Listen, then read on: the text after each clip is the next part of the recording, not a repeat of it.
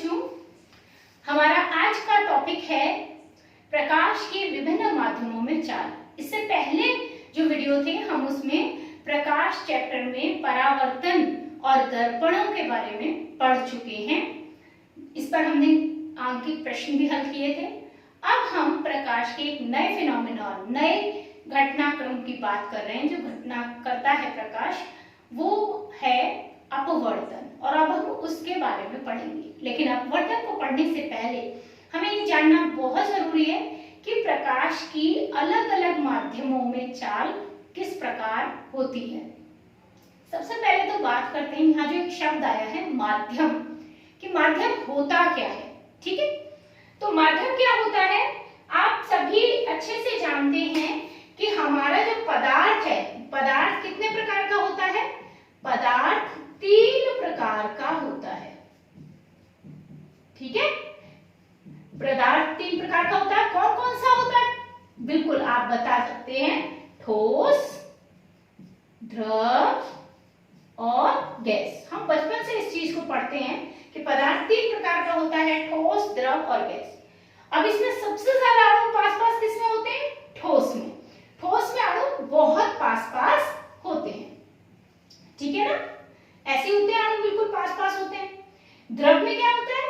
थोड़ा दूर दूर होंगे, बहुत ज्यादा दूर नहीं होंगे, लेकिन हाँ एक दूसरे से इतनी दूरी होगी कि आसानी से बह सकते हैं। ठीक है, तो आपने देखा है कि द्रव जो है वो बहता है। ठीक है, क्योंकि उसमें अणु थोड़ा दूर दूरी पर होते हैं, लेकिन इतना दूर नहीं होते कि वो उसकी सतह को छोड़ करके चले जाएं। ठीक है, इतना आकर्षण बल तो उनमें होता ही है कि वो एक दूसरे से कुछ दूरी पर भले ही रहें, लेकिन एक दूसरे से आकर्षित रहे ताकि वो सतह को छोड़कर कोई भी अणु न जाए। और गैस में क्या होता है? गैस में अणु बहुत दूर दूर होते हैं। बहुत दूर होने की वजह से क्या होता है, गैस पूरे रूम में भी फैल सकती है। अगर थोड़ी सी गैस है तो वो पूरे रूम में भी फैल सकती है। आपने ये सब कुछ आपका पढ़ा हुआ होता है। ठीक है, तो पदार्थ हमारा 3 प्रकार का होता है, ठोस, द्रव और गैस। इसी तरीके से हमारा माध्यम भी 3 प्रकार का होता है। ठीक है, ठोस माध्यम, द्रव माध्यम, गैस माध्यम। अब जब हम बात करते हैं अपवर्तन की, तो अपवर्तन को समझने के लिए यहां हम माध्यम को 2 कैटेगरीज में डिवाइड कर देते हैं, 2 भागों में डिवाइड करते हैं। ठीक है, वो हम कैसे करते हैं? वो हम उसकी सघनता के आधार पर करते हैं। अब यहाँ सघनता का क्या मतलब है? सघनता से मतलब है कि अणु कितना पास पास हैं। जैसे आप यहाँ देख रहे हो, सबसे ज्यादा पास किसमें? ठोस में, फिर उससे कम द्रव में, फिर सबसे कम गैस में। ठीक है, तो सघनता जो होती है वो होती है सघन, यानी एक दूसरे के बहुत पास। ठीक है, तो सघनता के आधार पर माध्यम 2 प्रकार का होता है। एक होता है सघन माध्यम और दूसरा होता है विरल माध्यम। ठीक है, सघन का क्या मतलब है? घना, घना यानी डेंस, पास पास। तो सघन माध्यम वो माध्यम होगा जिसमें अणु पास पास होंगे। विरल माध्यम वो माध्यम होगा जिसमें अणु दूर दूर होंगे। ठीक है, अब हमारे पास देखा जाए तो 3 माध्यम है, ठोस, द्रव, गैस। मैं अगर इनके एग्जांपल लूं, जैसे मैं ठोस का एग्जांपल ले लेती हूं, कांच। ठीक है, द्रव का एग्जांपल ले लेती हूं मैं आपका पानी, और मैं गैस का एग्जांपल ले रही हूं हवा। ठीक है, तो अब अगर मैं आपसे पूछूं कि भाई मैं हवा की बात करूं, तो हवा कैसा माध्यम है? सघन है कि विरल है? अब विरल माध्यम किसे कहते हैं? जिसमें अणु दूर दूर होते हैं। तो विरल माध्यम में अणु दूर दूर होते हैं, गैस में भी अणु दूर दूर होते हैं, हवा में भी अणु दूर दूर होते हैं। इसका मतलब हवा एक विरल माध्यम है। कैसा माध्यम है? विरल माध्यम। ठीक है, ये एक विरल माध्यम हो गया। अब अगर मैं बात करूं पानी की, तो पानी कैसा है? चलिए पानी को अभी छोड़ देते हैं, अभी मैं आपको पानी का बाद में बता सबसे पहले मैं आपको बताती हूँ कांच का। भाई कांच कैसा है, कांच में तो अणु बिल्कुल पास पास होते हैं, ठोस है ना, तो अणु बहुत पास पास है, तो ये कैसा माध्यम है, सघन माध्यम, क्योंकि इसमें अणु बहुत पास पास है। अब बेटा यहाँ पे हमें एक चीज जो समझने वाली है, मैंने पानी को क्यों छोड़ा है, ठीक है, क्योंकि पानी को हम जब कंपेयर करेंगे, उसकी तुलना करेंगे, तो अगर हम उसकी तुलना कांच से करते हैं, अगर आप तुलना करते हैं कांच से, ठीक है, तो कांच पानी की तुलना में सघन है, पानी कांच की तुलना में विरल है। क्यों विरल है, क्योंकि पानी में अणु कांच की अपेक्षा दूर दूर होते हैं, ठीक है। लेकिन अगर हम तुलना करें पानी की हवा से, ठीक है, तो हवा में अणु और ज्यादा दूर होते हैं, तो हवा और पानी में अगर हम बात करें हवा और पानी में, ठीक है, तो हवा और पानी में विरल कौन, हवा, सघन कौन, पानी।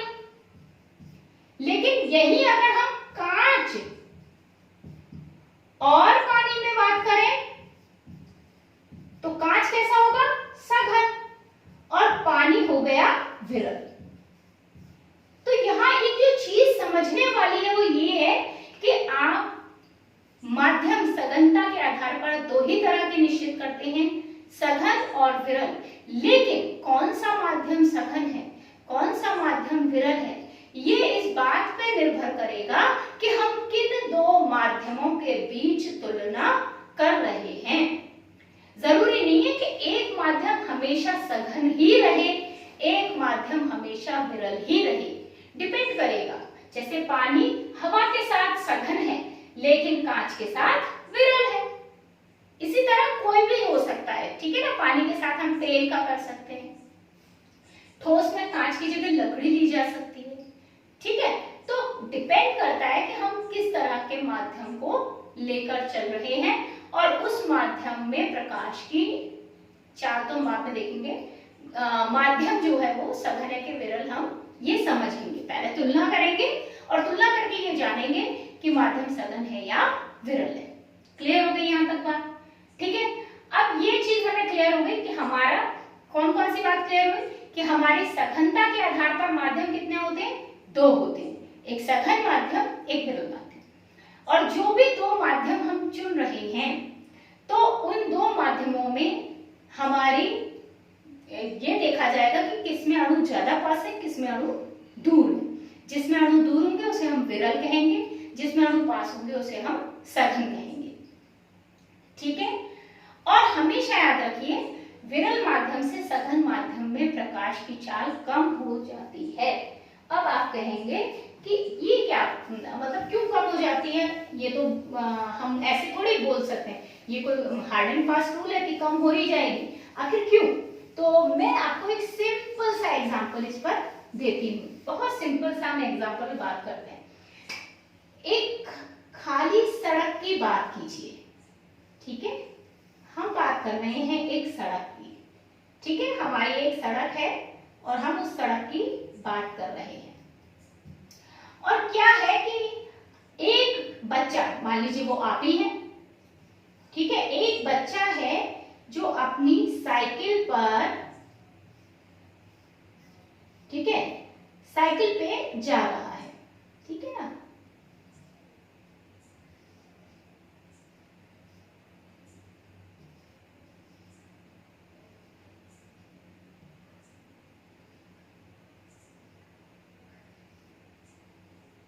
ठीक है, ये हमने साइकिल पे वो जा रहा है, मान लीजिए मैंने ऐसे ही बना दिया।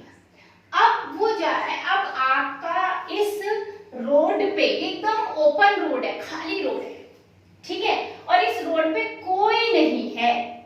What will be the speed, अपने आप को सोचिए कि आप एक खाली सड़क पर चल रहे हो, उस खाली सड़क पर कोई व्हीकल नहीं है, कोई वाहन नहीं है, क्या स्पीड होगी आपकी, बहुत तेज, ठीक है ना, बहुत तेज। तो बिल्कुल ऐसे ही समझिए कि हमारे जो माध्यम है वो एक सड़क की तरह है, ठीक है, और वाहन जो है वो अणु है, ठीक। तो अगर हमारा जो माध्यम है सड़क की तरह, उस पर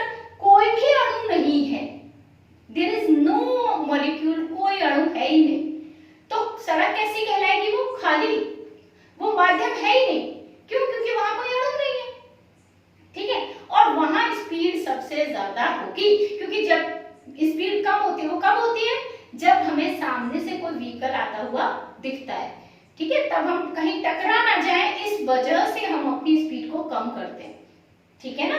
नहीं तो हमारी स्पीड फुल रहेगी अगर सड़क पर कोई भी, तो जो सुबह सुबह के टाइम अगर आप खाली सड़क पर साइकिल चलाते हैं तो आपकी स्पीड क्या होती है, बहुत तेज होती है, बहुत फास्ट स्पीड से आप चलाते हैं।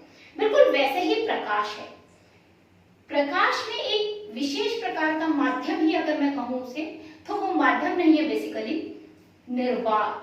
निर्वात जहां कोई अणु नहीं है, कुछ भी नहीं है। मैंने पिछले वीडियो में भी आपको बताया था कि निर्वात सूर्य और पृथ्वी के बीच का जो भाग है, वो अंतरिक्ष में, वहां कुछ भी नहीं है, कोई गैस नहीं है, ठीक है, वहां ना द्रव है, ना ठोस है, ना गैस है, कुछ नहीं है, कोई अणु नहीं है।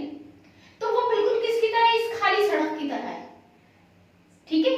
और इसमें जब प्रकाश चलता है तो प्रकाश की स्पीड क्या होती है, सबसे ज्यादा, प्रकाश की चाल सबसे ज्यादा किसमें होती है, निर्वात में, क्योंकि निर्वात में कोई माध्यम नहीं है और निर्वात में कोई अणु नहीं है, इसलिए निर्वात में प्रकाश की चाल सर्वाधिक होती है। कितनी होती है, ये भी आपको मैं पहले बता चुकी हूं, 3 × 10⁸ मीटर पर सेकेंड।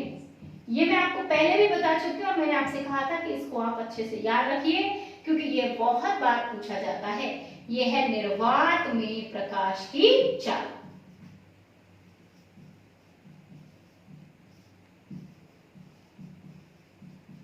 ठीक है, अब निर्वात में प्रकाश की चाल हमें पता है। अब अगर हम बात करें निर्वात के बाद, हम एक क्या हुआ, हम फिर से अपने टॉपिक पे वापस आने के लिए हम फिर से पहुंच रहे हैं सड़क पर, और उस सड़क में फिर से आप इमेजिन कीजिए, कल्पना कीजिए, आप साइकिल से जा रहे थे, अचानक से एक व्हीकल आ गया, ठीक है, एक व्हीकल आपके सामने आ गया,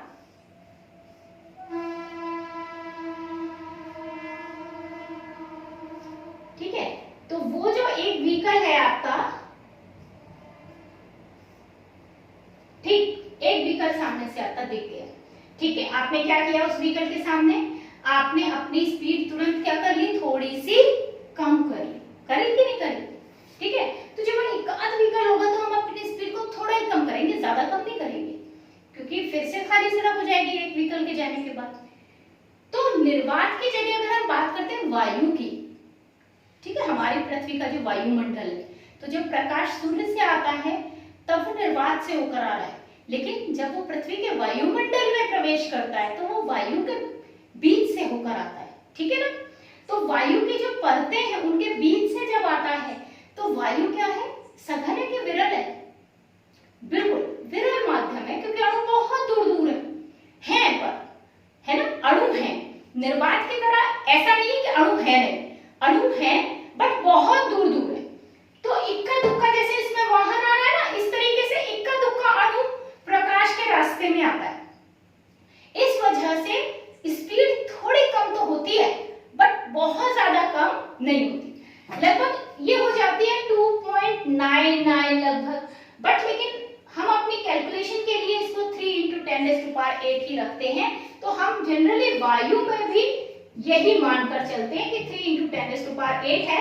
क्यों, क्योंकि इक्का दुक्का वाहन आ रहा है, उसी से बस थोड़ी बहुत स्पीड कम होगी, उसके बाद स्पीड फिर बढ़ जाएगी, तो हमारा अणु इक्का दुक्का आ जाता है, फिर हमारी स्पीड वही की वही हो जाएगी प्रकाश की।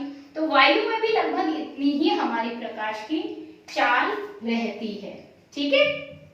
अब बात करते हैं हम द्रव की, ठीक।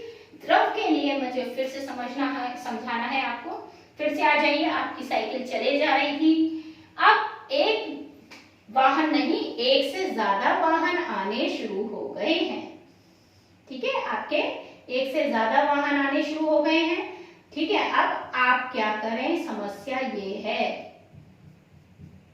ठीक है। तो आपने क्या किया, जब इक्का, तो अब आपको स्पीड क्या करनी पड़ेगी, और कम करनी पड़ेगी, आपने अपनी स्पीड और कम कर ली, ठीक है। तो वायु में स्पीड क्या थी, निर्वात से थोड़ी सी कम थी, लगभग उतनी ही थी, लेकिन जब द्रव में जाएंगे तो द्रव में क्या होता है, वायु की अपेक्षा अणु थोड़े पास पास होते हैं, ठीक है ना। वायु में तो बहुत दूर होते हैं और द्रव में थोड़े पास पास होते हैं, वो सतह को छोड़कर नहीं जा पाते। इसी वजह से हमारे जैसे वाहन ज्यादा हो जाने पे स्पीड हमारी कम हो जाती है साइकिल की, ऐसे ही ठीक है अणुओं की संख्या ज्यादा हो जाने पर और अणु आपस में पास पास हो जाने के कारण द्रव में जो प्रकाश की चाल है वो क्या हो जाएगी, कम हो जाएगी। आगे समझ में। और डिपेंड करेगा कि कौन सा द्रव है, हर द्रव में अलग अलग, मतलब हर एक अलग अलग द्रव होगा तो अलग अलग ही उसमें प्रकाश की चाल होगी। जैसे तेल में चाल अलग होगी, दूध में चाल अलग होगी और पानी में चाल अलग होगी प्रकाश की, ठीक है। अब बात करते हैं हम ठोस की। अगर हम ठोस में चाल की बात करें तो मैं आप क्वेश्चन को अपने को फिर वही लेके जा रही हूँ। साइकिल मेरी चल रही है, आप साइकिल पे बैठे हुए हो और साइकिल चलते चलते एक ऐसी जगह पहुंच गई जहां पर अब तो जाम की स्थिति बनी हुई है। There is no space to go out, आपके पास जगह ही नहीं है, कहां से निकलोगे, ठीक है, पूरा जाम लगा पड़ा है, ठीक है। अब ऐसे स्थिति में जबकि जाम लग रहा है आप नहीं जा सकते हो, ठीक है, ये सारे वाहन लगे पड़े हैं, कहीं जगह नहीं है, अब हम कहां से निकलें, कोई जगह ही नहीं है कि निकलने का कहीं से स्पेस हो जाए, ठीक है। तो अब कहां से निकलेंगे, ये स्थिति है हमारी बिल्कुल चारों से बंद। तो ऐसी स्थिति जब आती है तो क्या करते हो, जाम लगा होता है तो क्या करते हो, वहीं रुकना पड़ता है, रुकना पड़ता है कि नहीं, ठीक है। तो ठोस में भी क्या होता है, अणु बहुत पास पास है, ठोस में अणु पास पास है। तो जब प्रकाश आपका आएगा, ठीक है, तो अणु क्योंकि उनके बीच में जगह ही नहीं है निकलने की, द्रव में तो जगह होती है, ठीक है, द्रव में अणु पास पास नहीं है, दूर दूर है थोड़े से, तो प्रकाश कहीं कहीं से तो निकल ही पाता है ना, कहीं कहीं से, ठीक है। लेकिन यहाँ तो बिल्कुल ही जगह नहीं है तो प्रकाश यहीं पर रुक जाएगा। बट देयर्स अ वे, एक छोटी सी तरीका है। देखिए जाम की भी दो स्थिति हो सकती है, आप अगर मेरी समझ से देखें तो, अगर यहाँ जाम लगा है आप खड़े हो गए, ठीक है, अगर आपका अर्जेंट नहीं है तो आप आराम से खड़े रहो जब तक जाम लगा हुआ है, जाम तब तक नहीं खत्म हो रहा, आप बिल्कुल खड़े रहिए, ठीक है। या फिर जाम अगर ऐसी जगह पर लगा हुआ है कि जहां पर फ्लाईओवर है, या ये कह लीजिए ऐसी जगह, ये जो जाम है ये एक ऐसी जगह पे लगा हुआ है जिसके एक तरफ पहाड़ है तो यहाँ से आप नहीं जा सकते, और दूसरी तरफ आपकी खाई आ रही है, ठीक है, खाई है, नीचे नदी बह रही है तो आप यहाँ भी नहीं कूद सकते। ऐसी जगह पे आपका जाम लगा हुआ है तो आप कुछ नहीं कर सकते बजाय सिर्फ खड़े रहने के, ठीक है ना। बट अगर मेरा जाम ऐसा नहीं लगा, मेरा जाम लगा है कहां पर, मेरा जाम लगा हुआ है एक ऐसी जगह पर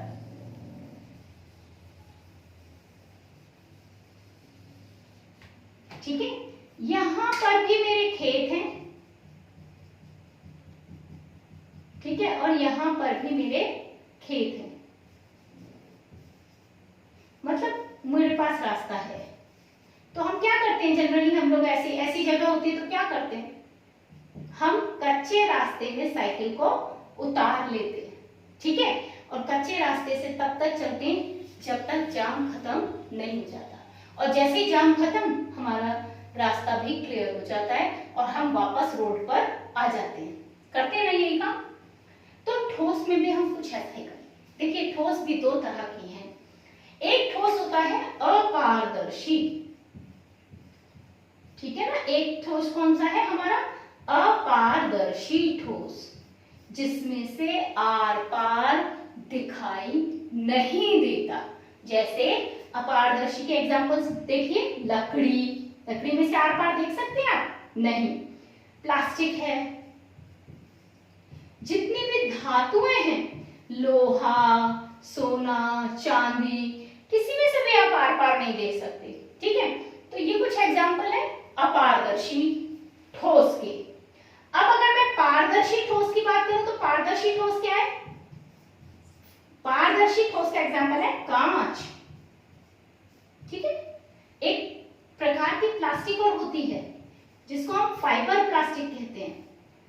फाइबर के आपने देखे होंगे, फाइबर के भी बर्तन भी बनते हैं, फाइबर के खिड़कियों में और उनमें कांच की जगह उन्हें भी इस्तेमाल किया जाता है। फाइबर बिल्कुल कांच जैसा दिखता है देखने में, लेकिन वो प्लास्टिक होती है तो टूटने का खतरा नहीं होता उसका।